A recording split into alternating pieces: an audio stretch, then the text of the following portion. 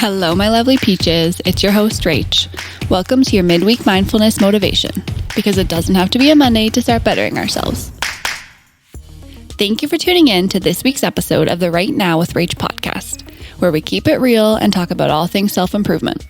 I am so happy you are here, and I am so proud of you for clicking on this podcast, because I know it means that you are taking steps forward in your journey of personal growth. So welcome, you beautiful soul.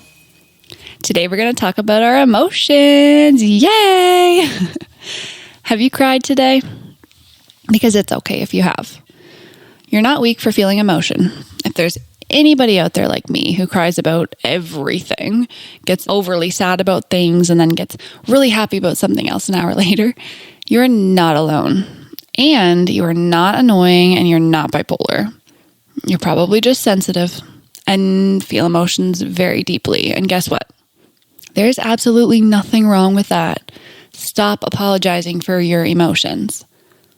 Yeah, you, the person who says, I'm sorry every single time you get sad or express your feelings or feel like you shouldn't feel that way. It's not true. Please stop apologizing for them.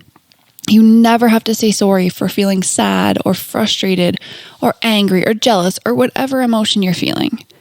But I understand why you do, and I hope after we have a conversation today, you can work towards saying that you used to do that. Because I used to do this all the time, and I still struggle with it today. I am such a sensitive person, so when I feel an emotion, I feel it to my core. It's hard for me to compartmentalize because I feel things so deeply. And that doesn't always mean sad things. When I'm sad, I feel really sad. But when I'm happy, oh my gosh, I am so freaking happy. I'm on top of the world. So it's a blessing and a curse. My point is that I understand the desire to apologize to someone for the way you're feeling. Because you almost feel a sense of guilt after you kind of neutralize because you feel like it's too much. It's too much for the other person. You're ashamed, or you feel guilty, or you feel like maybe you're even being judged. And guys, when I said I cry about everything, I literally cry about everything. Ask my husband, okay? I cry when I'm angry or frustrated. I cry when I'm sad, when I'm happy, when I'm exhausted. And I used to get so mad at myself about this. I felt like I was such a baby. But I truly just could not help it. The tears would come without warning, and no matter how hard I tried to keep them from flowing, they always won.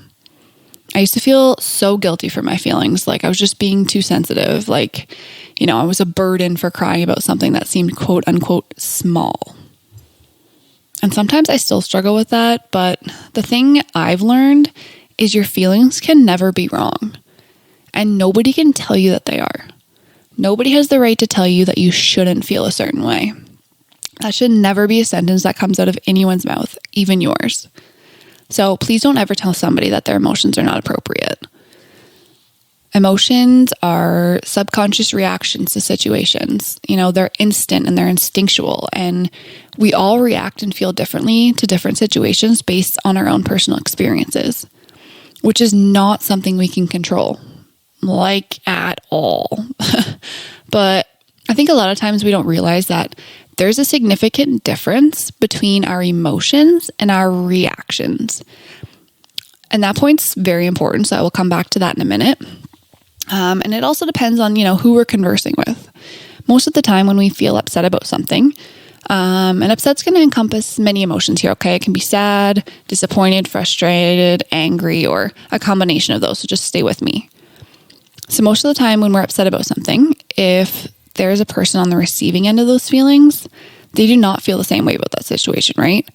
And generally, they might point out reasons why you shouldn't feel the way you do, or they'll explain their side of it in such a way that might make you realize new emotions, or maybe change the way that you feel after you see a different point of view. And in doing that, that person may make you feel some version of shame or guilt for having those initial emotions. But inflicting those shame and guilty feelings is usually unintentional. But there are emotionally manipulative people out there, so just be wary of that. But does what I'm saying there kind of make sense? Right now, I just want to build a base of a foundation of this conversation to just kind of resonate with you and relate to the constant desire to apologize for how you feel, because there are a lot of factors that play into that. Now. The next level of this conversation is about reactions. And Peaches, please keep an open mind here, because there may be some hard truths, and I hope you're able to take this in a positive light and look inward and just keep an open mind to changing your perspective on some things. Actually, hold on. First, I want to sum up the first part of my rant, because I will never stop saying this to people. Do not apologize to anyone for your emotions, because apologizing for the way you feel invalidates you, okay? It puts your emotions beneath someone else's, which is not okay. Your feelings, along with everyone else's, are 100% valid, and you're entitled to them, no matter what anyone tries to tell you, okay? I'm not God, but I believe so strongly in this that I will say, listen to my voice. And if you ever feel the need to feel sorry or say sorry for being sad or whatever emotion, I hope I haunt the back of your mind and I stop you before you go any further. Okay? Just picture, in the movies when there's like a little bubble and someone like dreams off and they hear the little voice of someone had said something before. I'm that bubble. I am that voice. Okay. I am going to haunt you if you're going to say sorry for being sad. Okay. Cool. I don't know if that was a summary or not, but I'm going to keep going. Oh, I also do want to say too, that your emotions being valid also means that the other person's are valid too. And theirs are not above yours and yours are not above theirs. Okay. So although I'm speaking to you and your introspective self-improvement side, please make sure when you remind yourself that you're entitled to any emotion you have, you don't accidentally dismiss the other person's, because chances are you won't be feeling the same way and you might unintentionally forget. So just be aware. That's all. Now, reactions. Although you can't control your emotions, you most certainly can control your reactions. And me telling you that you are 100% entitled to your emotions, which you are, is not me giving you a pass to react in whatever way you want with those emotions. So don't get all high on your horse and act like a bitch because you're allowed to feel the way you want to feel. Because although that statement is true, what you do with those feelings is what matters most. And that is what you need to apologize for if you overstepped or reacted negatively. Not the emotion driving that reaction.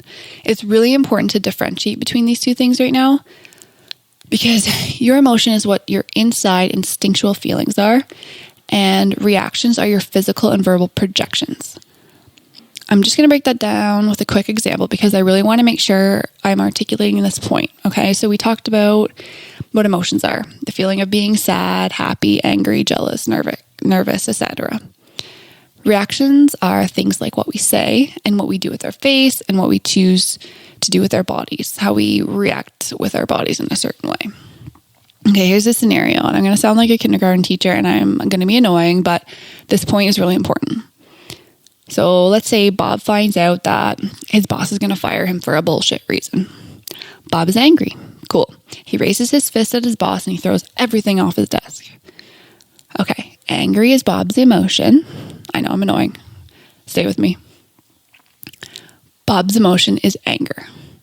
His reaction is lifting his fist and throwing shit. Make sense? Great. Now, Bob is absolutely allowed to be angry. Most people would be. But Bob needs to learn how to recognize that he's angry and react a lot differently in the moment.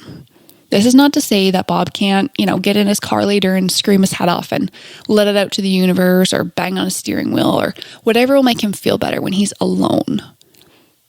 It's knowing when, where, and how to deal with those emotions when they happen, and realizing that communicating them calmly when there's another person on the end is the best way to ensure the best outcome for yourself, and avoiding any regret or embarrassment or the need for apologies when you kind of come down and your feelings neutralize and you remember that you may have acted out or acted inappropriately.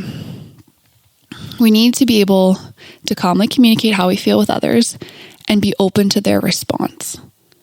Let's say, your friends are hanging out a lot and not inviting you, which makes you feel like shit. Makes you sad and maybe irritated. That's okay, because remember, your emotions in any situation are valid. Feeling sad and irritated is not yet the point of apology. But if you use your emotional state to send your friends sassy text messages, like the whole, thanks for the invite text, or something rude, I don't know, like, wow, screw you for leaving me out, I don't know, something kind of immature and instigatory. I don't think that's a word, but I'm going to go with it. We've all done that, including me. Those reactions will not get you anywhere with your friends, though, and they certainly won't make you feel any better. And if they are hurt or annoyed or offended by something you say during your reaction, then that is something you should apologize for. And think about it. Your ultimate goal is to hang out with your friends, right? So why piss them off and make them not really want to talk to you or hang out with you? Do you see what I'm saying? Emotional intelligence is avoiding any apologies whatsoever. Emotional intelligence is recognizing how you feel and choosing to communicate your feelings in a productive way that will actually lead you to get a better response from the person you're communicating with. And most oftentimes, you'll come to a solution much quicker, making you feel a hell of a lot better, a hell of a lot faster. Next time you're faced with a situation like that, I encourage you to try and come up with something productive that communicates how you feel but doesn't make the other person defensive, and offer a solution. That's a big thing, guys. If there's an issue or you're feeling a certain way, try and come up with something to help that, to fix it. When you text your friends, try something like, hey guys, I've been feeling a little bit left out lately, and it makes me sad that I don't hang out with you much anymore. Do you think that I could maybe join you next time? Boom. It's calm. It validates your emotions, and it shows that you aren't trying to start a fight, but that you just want to see your friends. I guarantee you they will come back with an apology and an explanation that puts your mind at ease. Because there is a 90% chance they weren't doing it intentionally to leave you out or to make you feel like shit. And they probably didn't even realize you felt that way. But they can't read your mind. And, if they were doing it intentionally, then they're not really your friends anyway.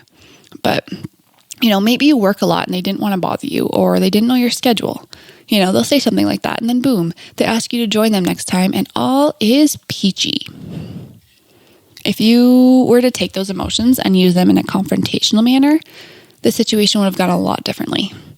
You might have started a fight that led to more negative emotions and wasted your energy arguing instead of putting less of your energy into having a simple conversation that led to a simple solution. If you're really friends with those people, they will genuinely care about how you feel and be conscious of the emotions you brought forward to them. Now, I know it's a lot easier said than done, and there are so many examples that I could go into of the two different ways to go about reacting, but ultimately, it is your choice. And it does take practice, trust me. I've been working on this for a while, and although I'm still not perfect, I have come a really long way with how I deal with my feelings. And the best advice I can give you when you're starting to improve this part of your journey is to give yourself time. Sit with your emotions before you do anything with them. A trick I used was to count to 10. Now I'm down to 3, which is a win, but even just taking those 10 seconds will allow you to start neutralizing and prevent you from saying or do something you'll regret later.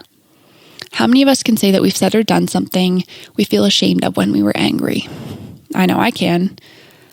And because I want to build this platform of honesty and community, I will tell you something that I did, and it's a little embarrassing. One time, I was so mad at my crazy ex-roommate. Actually, there were 2 times, but the first time I was mad at her, I was acting so irrational and immature. I mean, we were drinking, we came home from a night out, and, she was pissing me off.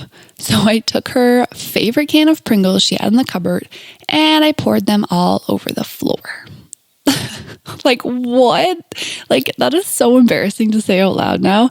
And I felt so silly the next day. Like, how dumb is that? Like, I'm mad at you, so I'm going to dump out your chips. Like, pardon me, Rach.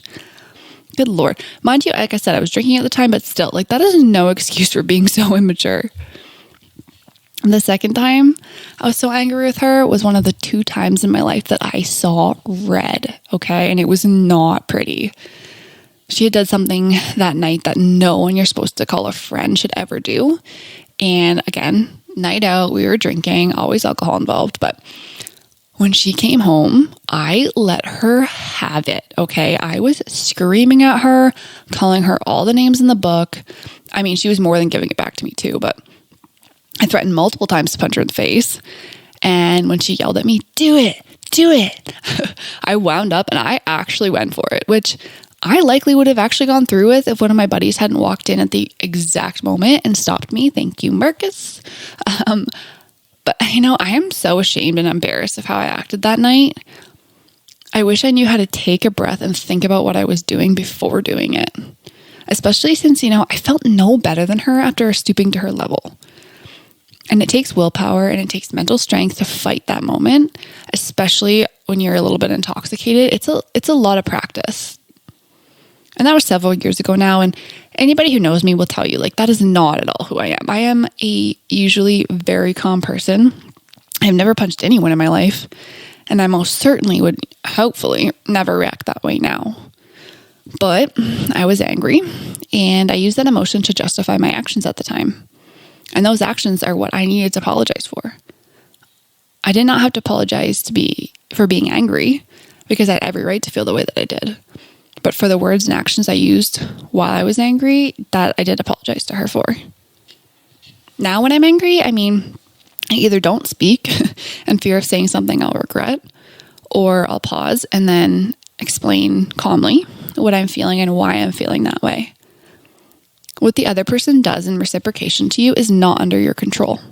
So all you can do is be the person that you want to be and know your emotional intelligence is superior. Not in an I'm better than you kind of way, but in a I'm content with the person I am, that your reaction will not cause me to act out of my character kind of way. It's not to say that you're above someone else at all. When I say superior, it's not meant to be comparative to another person. It's you being the superior version of yourself and honing that emotional intelligence. I said this earlier, but I will definitely say it again. I am not perfect at this. I still have days and moments where my emotions get the best of me, and I might speak to the people I love in a manner that is beneath what I want for myself. But the best thing that I can do is keep trying. I touched briefly on this earlier about trying to let go of the guilt and anger you feel towards yourself for being sensitive. But I want to come back to that point because I don't really think I said much about it. Being the way you are means that when you're hurt or sad, it consumes your entire body and you are really hurt or you're really sad and you feel it physically. And that fucking sucks.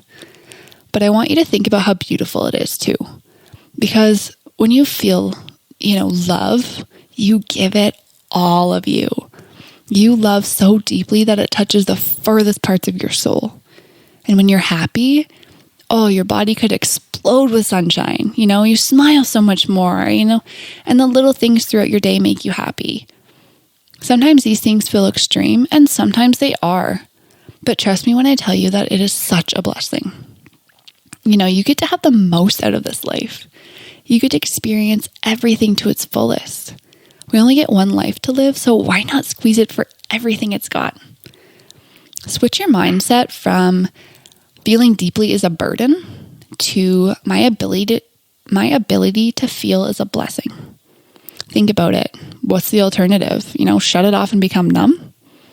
Wouldn't you rather feel it all a little deeper than feel nothing at all? I don't know about you, but I'm not using my position on this floating rock to just exist. I want to experience all I possibly can before my time on earth is over. And that's what a mindset shift can do. Better ourselves through the way that we perceive who we are.